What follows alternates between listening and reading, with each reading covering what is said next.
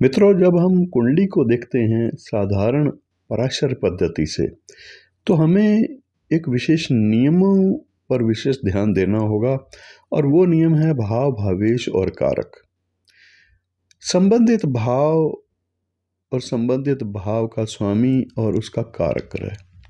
ठीक इसी प्रकार से अगर हम नक्षत्र कुंडली देखते हैं, नक्षत्र अनुसार फलादेश चाहते हैं, तो हमें लगन या उस भाव के नक्षत्र को जानना होगा। जैसे हम लग्नेश की बात करें तो लगन का नक्षत्र क्या है, लगन किस नक्षत्र में है। फिर हमें यह भी जानना होगा कि उस नक्षत्र का स्वामी कौन है। फिर हमें यह भी जानना होगा कि लग्नेश की स्थिति किस नक्षत्र में है, और लग्नेश की स्थिति जिस नक्षत्र में है उस नक्षत्र का स्वामी कौन है।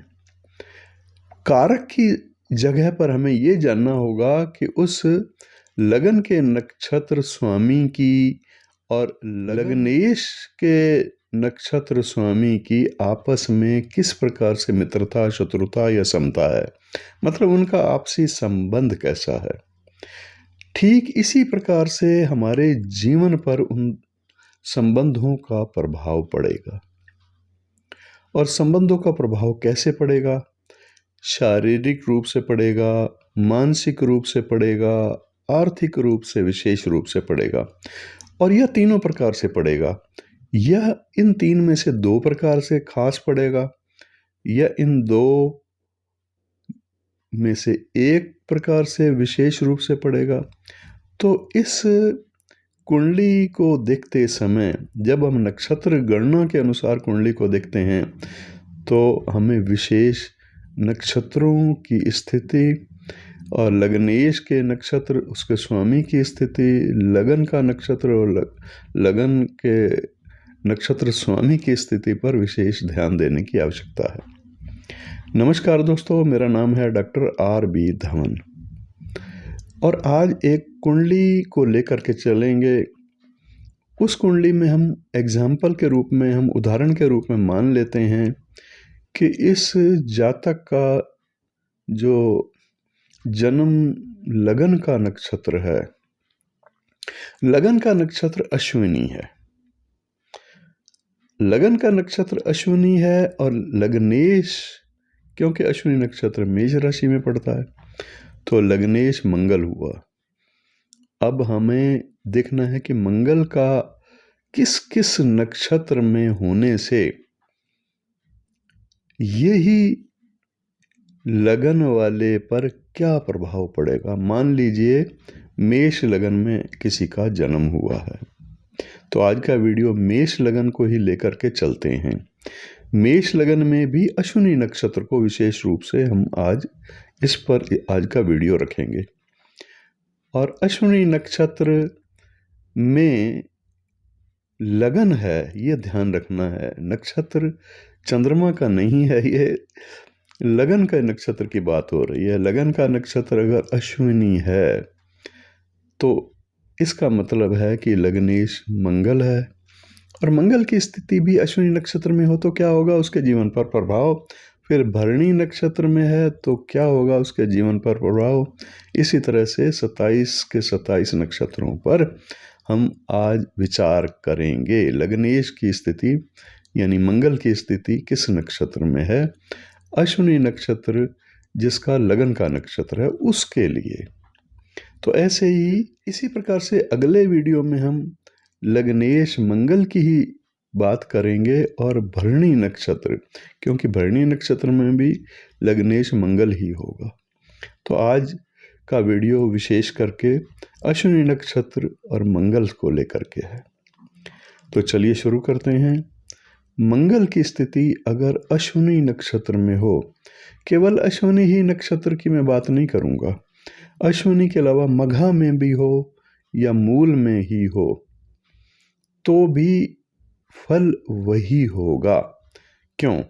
क्योंकि ये तीनों एक दूसरे से त्रिकोण नक्षत्र माने जाते हैं। दोस्तों, जैसे आप जन्म कुंडली देखते हैं तो जन्म कुंडली में त्रिकोण का बड़ा भारी महत्व है। त्रिकोण का बड़ा भारी महत्व है।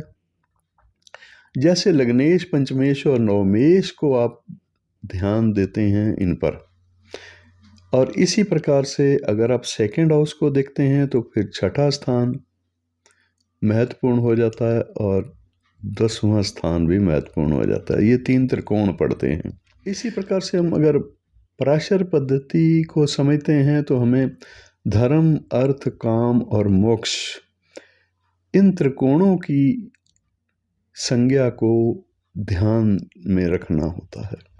बस ठीक इसी प्रकार से ये नक्षत्र भी त्रिकोण हैं एक दूसरे से, चाहे वो अश्विनी नक्षत्र हो, मघा और मूल नक्षत्र। इसीलिए इन तीनों का फल लगभग एक जैसा ही आप मानिए।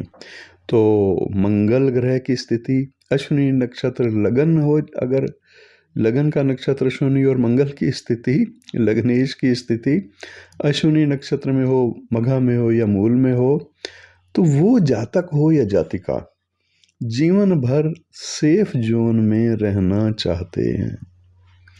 सेफ जोन का मतलब क्या है? उनको कोई अपना चाहिए, नज़दीक रहना चाहते हैं परिवार वालों के और या फिर लाइफ पार्टनर के साथ, उसके बाद घनिष्ठ संबंध या संतान के साथ घनिष्ठ संबंध, यानी कोई न कोई परिवारजन होना ही चाहिए जिनके साथ ये सेफ जोन महसूस करते हैं। ये एक खास बात है। मंगल ग्रह अगर अश्विनी ही नक्षत्र में स्थित हो तो, मघा में ही स्थित हो तो, मूल में स्थित हो तो, और वो अश्विनी नक्षत्र की लगन हो तो। दूसरी बात यह है कि इमोशनल बहुत ज़्यादा होते हैं ये लोग, और स्वस्थ है, इसी कारण से इनका प्रभावित होता है। जीवन में स्वस्थ है में उतार चढ़ाव ज़्यादा देखने को मिलेंगे इन 3 नक्षत्र वालों की, क्योंकि ये तीनों नक्षत्र एक दूसरे से त्रिकोण स्थान में पड़ते हैं, इसीलिए फल एक जैसा ही होगा। मस्तिष्क संबंधी उलझने इनको ज़्यादा रहेंगी जीवन में। अब यही मंगल की स्थिति, ऐसे ही जातक या जातिका की कुंडली को देख रहे हैं जिसमें लगन का नक्षत्र अश्विनी ही है और उसका लगन स्वामी यानी मंगल ग्रह भरणी नक्षत्र में है या फिर पूर्वा फाल्गुनी नक्षत्र में है या पूर्वाषाढ़ा नक्षत्र में है। क्योंकि मैं बार बार नहीं बताऊंगा, जैसे कि मैंने आपको पहले बताया कि ये 3 नक्षत्र एक दूसरे से त्रिकोण नक्षत्र कहलाते हैं, इसीलिए इनका प्रभाव एक जैसा होगा। ये लोग विशेष ऊर्जावान होते हैं, इनके जीवन में इसी प्रकार के प्रभाव भी आपको दिखाई देंगे। धन या संपत्ति की प्राप्ति भी खूब होती है इनको जीवन में, और खास करके जो पैतृक संपत्ति है वो तो प्राप्त होती ही होती है, अपने से भी सब अर्जित संपत्ति या जमीन जायदाद भूमि भी बहुत ज़्यादा इनको नसीब में होती है, किस्मत में इनके होती है। मतलब नसीब भाग्य है, और भाग्य का विशेष सहयोग इनको जीवन में प्राप्त होता है, और भाग्य अच्छा होने के कारण से विशेष लक्ष्यों की प्राप्ति करने में भी ये जीवन में सफल होते हैं। ये होगा भरणी पूर्व फाल्गुनी पूर्वाषाढ़ा नक्षत्र में मंगल की स्थिति इसी लगन नक्षत्र वाले के लिए। अब तीसरा है कि कृतिका, उत्तरा फाल्गुनी और उत्तराषाढ़ा, ये जो एक दूसरे से त्रिकोण नक्षत्र हैं, इन नक्षत्रों में अगर मंगल की स्थिति हो अश्विनी लगन नक्षत्र वाले की कुंडली में, तो उसका जीवन आपदाओं से भरा हुआ ज़्यादा होता है। जीवन में सुख भी होते हैं, ऐसा नहीं है कि बिल्कुल ही आपदाओं से भरा हुआ जीवन होता है, उसमें ज़्यादा मात्रा में आपदाएं उसको ज़्यादा परेशान करती हैं। कभी कभी दुर्घटना भी उनको परेशान ज़्यादा करती है, किसी भी प्रकार की दुर्घटना परेशान करती है, और ऐसा मान सकते हैं कि इनका जीवन सौभाग्यशाली जीवन ना मान करके दुर्भाग्य का भाग ज़्यादा रहता है। सौभाग्य कम, दुर्भाग्य ज़्यादा, और रुकावटें ज़्यादा इसके जीवन में रहती हैं। इससे मानसिकता भी प्रभावित होती है, भौतिक स्तर भी प्रभावित होता है, और शत्रु और प्रतिद्वंदी, चाहे वो प्रत्यक्ष रूप से हों या फिर अप्रत्यक्ष रूप से, छुपे हुए भी शत्रु हो सकते हैं। व्यापार करते हैं तो व्यापार में भी मुश्किलें शत्रुओं द्वारा पैदा की जाती हैं। नौकरी करते हैं तो नौकरी में भी मुश्किलें शत्रु ही पैदा करते हैं, छुपे हुए शत्रु दिखाई भी नहीं देते। ऐसी शिक्षा के समय में भी कंपटीशन ज़्यादा इनको महसूस होता है, झेलना पड़ता है कंपटीशन। इस कारण से भी उनको मुश्किलें ज़्यादा महसूस होती हैं।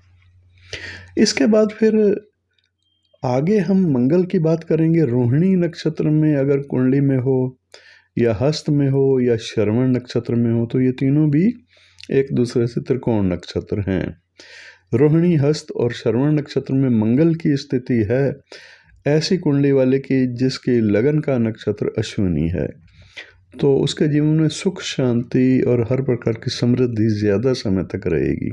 ऐसा नहीं है कि आर्थिक कष्ट या मानसिक कष्ट नहीं होंगे, लेकिन बहुत कम होंगे, क्योंकि वो संतोषी होता है।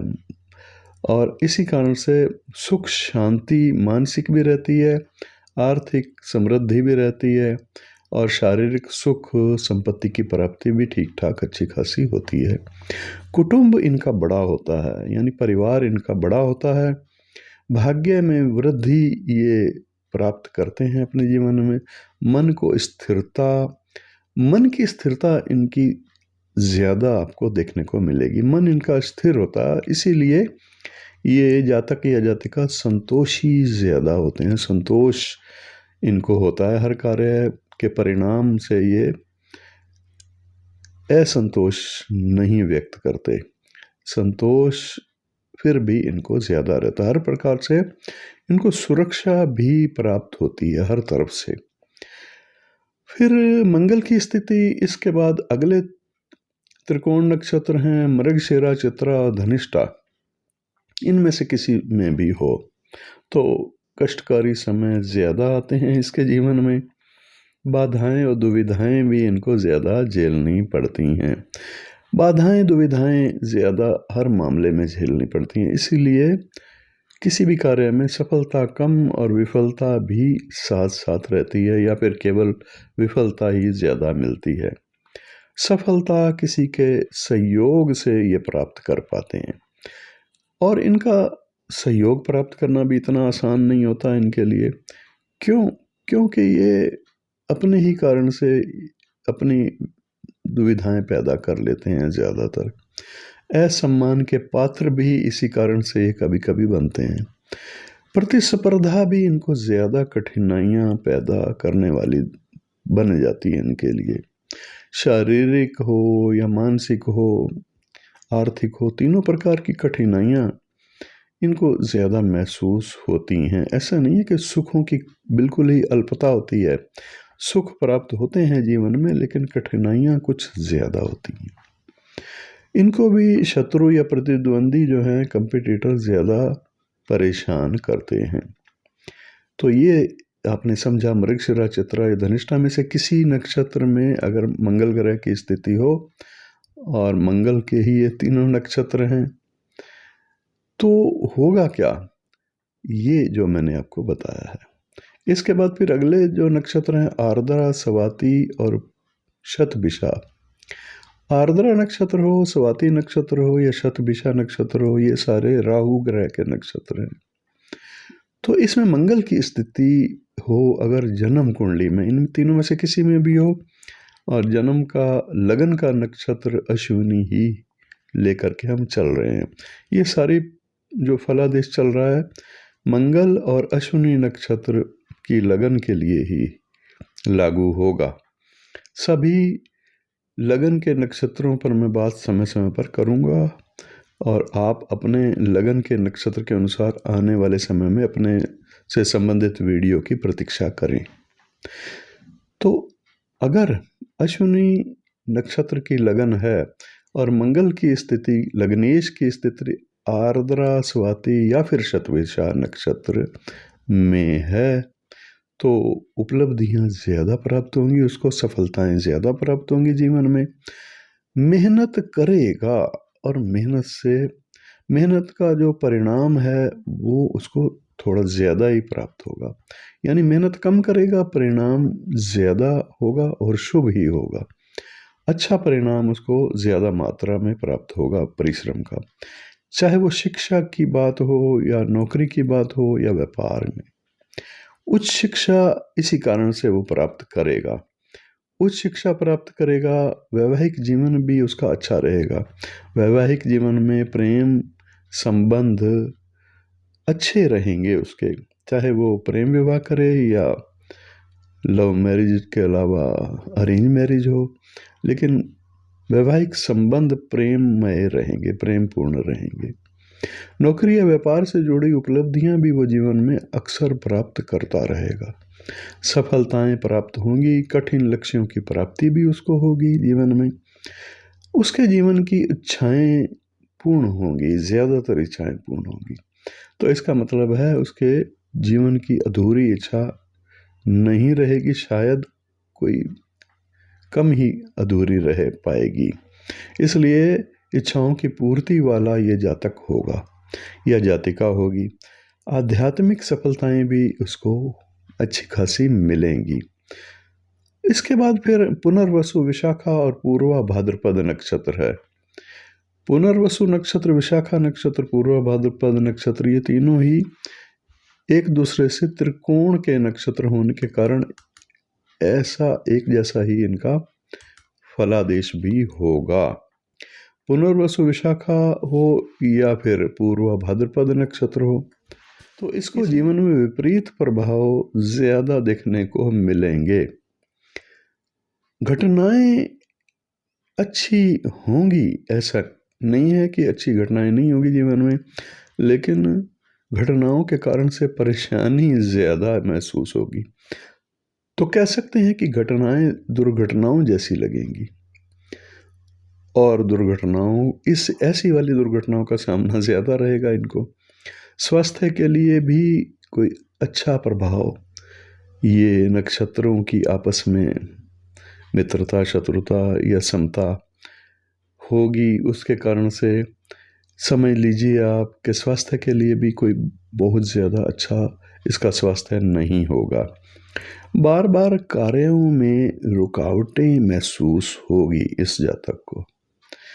आर्थिक समस्याएं भी महसूस होंगी और नौकरी में, अगर नौकरी करता है तो नौकरी में समस्याएं, शत्रुतापूर्ण घटनाएं, व्यापार करता है तो व्यापार में परेशानियां, कंपटीशन या विरोधियों या शत्रुओं के द्वारा पीड़ा, प्रोफेशन कोई भी हो या अपना कोई वो कार्य करता हो तो उसमें भी, और इसके अलावा फिर व्यापारिक समस्याएं, पारिवारिक समस्याएं, सामाजिक समस्याएं, राजनीति से कुछ संबंध है तो राजनीतिक समस्याएं, सामाजिक समस्याएं या राजनीतिक समस्याएं, ये समस्याएं भी इसको अक्सर रहा करेंगी।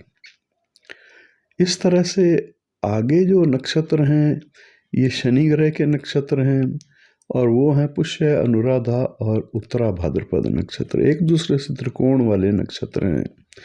इसीलिए जो भी एक दूसरे से त्रिकोण वाले नक्षत्र होते हैं वो एक ही ग्रह के नक्षत्र होते हैं, तो आसानी से समझ में आ जाए आपको, इसलिए मैंने उन तीनों का फल बताया है आपको जो एक दूसरे से त्रिकोण वाले नक्षत्र होते हैं, उनका फल लगभग एक जैसा होता है। तो पुष्य, अनुराधा और उत्तरा भाद्रपद नक्षत्र में अगर मंगल की स्थिति हो और उसकी मंगल की स्थिति की बात हो रही है जिसका लगन का नक्षत्र अश्विनी हो, तो उसको जीवन में चिंताएं बहुत कम रहेंगी। उसके फ्रेंड सर्कल बहुत बड़ा होगा और शुभ चिंतकों की सहायता भी वो जीवन में ज़्यादा प्राप्त करेगा, समर्थन भी ज़्यादा प्राप्त करेगा, सहयोग भी ज़्यादा प्राप्त होगा। कुल मिलाकर कह सकते हैं कि जीवन सुखमयी ज़्यादा समय तक रहेगा। यूँ तो जीवन एक जैसा नहीं रहता किसी का, लेकिन अधिकांश समय सुखकारी हो तो जीवन सुखकारी ही मानना होगा। सुखकारी समय ज़्यादा रहेगा उसके जीवन में पार्टनर हो या फिर जीवन साथी लाइफ पार्टनर हो या फिर प्रेमी प्रेमिका का आपसी संबंधों की बात कर लो, तो इनका जो सहयोग है वो भरपूर प्राप्त होगा इनको। वो स्त्री हो या पुरुष हो, जातक हो या जातिका हो, दोनों के लिए इसी प्रकार का फलादेश होगा। सामाजिक क्षेत्र या राजनैतिक क्षेत्र, व्यापारिक क्षेत्र, व्यापार करते हैं, या नौकरी के मामले में भी, या अध्ययन अध्यापन के समय पर, कोई भी कार्य क्षेत्र जो भी होगा उसका उस समय पर वो उस प्रभाव क्षेत्र में उसकी वृद्धि होगी, यानी उसका प्रभाव बढ़ेगा, मान सम्मान बढ़ेगा, विख्यात होगा, ख्याति बढ़ेगी। अगर राजनीति से संबंध है, सामाजिक कार्य करता है, तो परिवार में तो रिस्पेक्ट बढ़ेगी, पारिवारिक इज्जत उसकी ज़्यादा होगी। तो इस प्रकार से लोकप्रियता और मान सम्मान वाला वो जातक होता है। और लोकप्रियता और मान सम्मान तभी होगा जब उसका विस्तारित दायरा हो, घर से बाहर सामाजिक या राजनीतिक क्षेत्र में वो अगर कार्यरत हो, तो ऐसे में उनको लोकप्रियता और सफलता, सम्मान ज़्यादा प्राप्त होगा उस क्षेत्र में।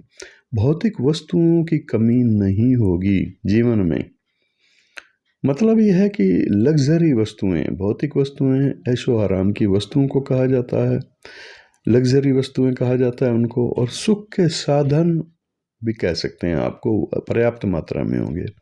वैवाहिक सुख भी उसको ठीक ठाक प्राप्त होगा। वैवाहिक सुख में भी कोई बड़ी घटना परेशान करने वाली नहीं होगी। वैवाहिक सुख अच्छा होगा, और आर्थिक समृद्धि, सामाजिक पारिवारिक सुख शांति उसके जीवन में औसत से ज़्यादा रहेगी, अच्छी रहेगी। इसके बाद फिर ज्येष्ठा, अश्लेषा नक्षत्र है, ज्येष्ठा नक्षत्र है और रेवती, ये तीनों नक्षत्र एक दूसरे से त्रिकोण हैं और गणमूल वाले भी माने जाते हैं। मंगल ग्रह की स्थिति अगर अश्लेषा नक्षत्र में हो, या ज्येष्ठा में हो, या रेवती में हो, और मंगल लग्नेश हो, और अश्विनी नक्षत्र में ही लगन भी हो, लगन का नक्षत्र भी अश्विनी ही हो, तो ऐसी स्थिति में मंगल अश्लेषा, ज्येष्ठा या रेवती नक्षत्र में अगर होगा तो गहरी मित्रताएं होंगी। इसके साथ मित्र तो होंगे ही होंगे, लेकिन गहरी मित्रताओं वाले मित्र होंगे, सच्चे मित्र होंगे, उसकी मदद करने वाले सहयोगी उसके साथ ज़्यादा जुड़े हुए होंगे। घनिष्ठ मित्र, घनिष्ठ सहयोगी उसके होते हैं। नए रिश्ते भी खूब बनाने वाला वो जातक या जातिका होता है। मतलब वो किसी के साथ द्वेष भाव कम ही रखते हैं। ऐसे लोग अच्छे स्वभाव वाले होंगे, और इस कारण से उनके मित्र या संबंधी भी उनका नज़दीकी चाहेंगे, उसके साथ मित्रतावत व्यवहार चाहते हैं। शुभ घटनाओं वाला समय उनका ज़्यादा समय रहेगा जीवन में। व्यापारिक क्षेत्र अगर व्यापार करते हैं तो अच्छा रहेगा। अध्यापन के समय पर शिक्षा प्राप्त कर रहे हों तो शिक्षा का समय भी अच्छा गुजरेगा, और अच्छी सफलता, मान सम्मान उसमें भी प्राप्त करेंगे। नौकरी करते हैं या राजनीति से संबंध हो तो उसमें भी उच्च पद की प्राप्ति वाला ये व्यक्ति रहेगा या रहेगी। जातिका है तो रहेगी। तो इसमें अधिनायक बनाने वाला ये कॉम्बिनेशन बन जाता है, और ये बन जाता है नक्षत्रों के संयोग से। तो नक्षत्र अश्लेषा, ज्येष्ठा और रेवती में मंगल की स्थिति जो कि लग्नेश हो, और ये अश्विनी नक्षत्र का लगन हो, तो ऐसे शुभ परिणाम, बड़े बड़े लक्ष्यों की प्राप्ति उसको जीवन में हुआ करेगी। किसी भी कार्य के परिणाम अक्सर अच्छे हुआ करेंगे, अच्छे होंगे उनके जीवन में। इस परिणाम अच्छे का मतलब क्या है कि कोई भी कार्य वो हाथ डालेगा किसी काम में तो वो सफल होगा, और शुभ सूचनाएं लेकर के उसके परिणाम आएंगे। इसी कारण से उनके जीवन में मान सम्मान ज़्यादा रहता है, मान सम्मान में वृद्धि होती है, निरंतर वृद्धि होती चली जाती है। मित्र वर्ग भी बहुत बड़ा विस्तारित क्षेत्र होता है उनका। व्यापारिक क्षेत्र, अगर व्यापार करते हैं तो वो भी विस्तार उनका भी बहुत बड़ा होता है। सरकारी अधिकारी होते हैं इनमें से अधिकांश लोग। गृहस्थ जीवन उनका अच्छा होता है, सामान्य से थोड़ा ज़्यादा ही अच्छा होता है। और उसमें प्रेम संबंध हों अगर, या फिर लाइफ पार्टनर से संबंध, प्रेम संबंधों की बात है, दोनों जगह या दोनों में से किसी भी एक जगह बहुत ही अच्छे रहते हैं। पार्टनर से या लाइफ पार्टनर से, व्यापारिक पार्टनर हो, उससे भी सुख, सहयोग और सफलता निरंतर उसको जीवन में मिलती रहती हैं। तो इस प्रकार से कितना महत्वपूर्ण है नक्षत्रों का प्रभाव जीवन पर, और नक्षत्र कैसे प्रभावित करते हैं मनुष्य को। जैसा कि मैंने आज आपको चर्चा की है इस वीडियो के माध्यम से कि लगन का नक्षत्र कितना महत्वपूर्ण है। लगन का नक्षत्र के साथ दोस्ती और मित्रता लग्नेश की हो या लग्नेश के नक्षत्र की हो तो वो कितनी महत्वपूर्ण है। और नक्षत्रों से प्रेडिक्शन करना मुझे बड़ा प्रिय लगता है, अत्यंत प्रिय है मेरे को, क्योंकि नक्षत्र गणना रिजल्ट अच्छे देती है। नक्षत्र गणना से अच्छे परिणाम प्राप्त होते हैं। दोस्तों, अगर आप नक्षत्र गणना के अनुसार अपनी जन्म कुंडली दिखाना चाहें, जन्म कुंडली के उपाय भी मैं नक्षत्रों के अनुसार ही बताता हूँ। किस नक्षत्र से संबंधित किस वस्तु का उपयोग आप ज़्यादा करें, किस नक्षत्र से संबंधित किस दिशा को आप ज़्यादा अपनाएं, नक्षत्र से संबंधित किस कलर को आप ज़्यादा अपनाएं, या नक्षत्र से संबंधित कौन सा व्यक्ति आपका घनिष्ठ मित्र हो सकता है, आपका घनिष्ठ शत्रु भी हो सकता है। कोई नक्षत्र ऐसा भी होगा जिसमें जन्म लिए हुए कोई व्यक्ति आपका घनिष्ठ शत्रु होगा। अगर कोई घनिष्ठ शत्रु है तो निश्चित रूप से जो नक्षत्र मैं बताऊंगा उस व्यक्ति का जन्म भी उसी नक्षत्र में 100% हुआ होगा। और अगर आपका कोई घनिष्ठ मित्र होगा, कोई सहयोगी होगा, तो जो नक्षत्र मैं आपके लिए बताऊंगा आपका सहयोगी का नक्षत्र है, घनिष्ठ मित्र का नक्षत्र है, तो उन्हीं नक्षत्रों में से कोई नक्षत्र होगा उनका अवश्य। तो नक्षत्रों की फलादेश, नक्षत्रों द्वारा फलादेश करना, ये वैदिक पद्धति है। वैदिक काल में नक्षत्रों का ही फलादेश के लिए प्रयोग किया जाता। बार बार हर वीडियो में मैं यही कहता हूँ, और इसके प्रमाण भी मिलते हैं हमें ग्रंथों में। ग्रंथ, प्रमाणिक ग्रंथ ये बताते हैं। प्रमाणिक ग्रंथों में आप रामायण को तो मानेंगे ही, प्रमाणिक ग्रंथ है। इसी तरह से महाभारत ग्रंथ प्रमाणिक है। और इन ग्रंथों की ना माने तो प्रत्यक्ष रूप से मैंने अपने जीवन में काफ़ी लंबे समय तक नक्षत्रों पर शोध किए हैं और नक्षत्रों का प्रभाव देखा है, नक्षत्रों से फलादेश देखा है, समझा है, उपाय समझे हैं, और इसी नक्षत्र आधारित कुंडली का विश्लेषण मैं करता हूँ। दोस्तों, अगर आवश्यकता हो तो अवश्य आप दिए गए नंबरों पर संपर्क कर सकते हैं। अगर आप ज्योतिष सीखना चाहते हैं तो ज्योतिष की क्लासों में भी आपका स्वागत है। ज्योतिष का कोर्स ज्वाइन कर सकते हैं। हमारे संस्थान से ज्योतिष के 3 महीने 6 महीने के कोर्स भी करवाए जाते हैं। वैदिक एस्ट्रोलॉजी भी करवाई जाती है, और वैदिक एस्ट्रोलॉजी में भी आगे चल करके मास्टरी करवाई जाती है। 3 लेवल तक है ये।